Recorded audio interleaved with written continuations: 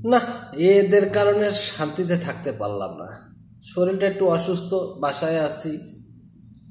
এরা যা শুরু করছে, তা কিভাবে একটু বাসায় থাকবো এদের কারণে? আপনারাই বলেন।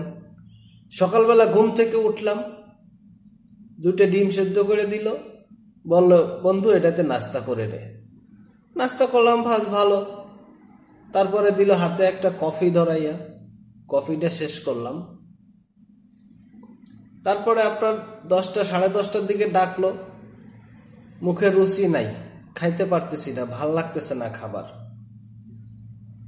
তো দেখলাম একজনে কুকারে ভাত আছে, 5টা ডিম দিয়ে অল্প কটা ভাত ভাজি করে দিল, সেটা খাইলাম।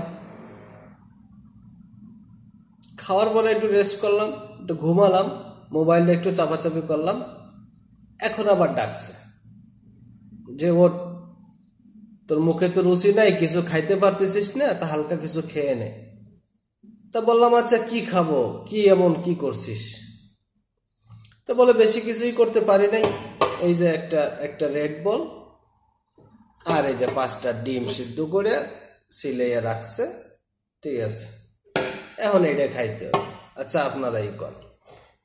মুখে নাই রুচি, এমনিতে খাইতে পারি না, শরীরটা অসুস্থ, ডিউটিতে যাই নেই, ঠিক আছে, এখন এইটা ভালো লাগে?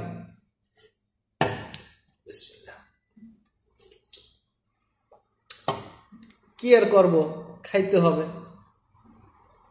যেহেতু বন্ধুরা ধরছে, তাদের আপ্যায়নটা তো গ্রহণ করতেই হবে। বিসমিল্লাহ। আল্লাহুম্মা বারিক লানা ফিমা রাযাকতানা ওয়া কিনা আযাবান্নার।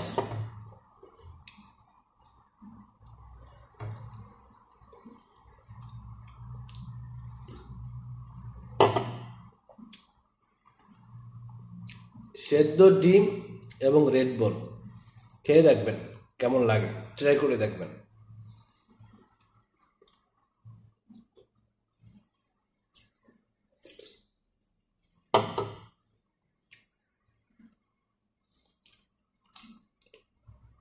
আসলে কিন্তু মুখে রুচি নাই, শরীরটা দুর্বল, খাইতে পারি না, একদম রুচি নাই।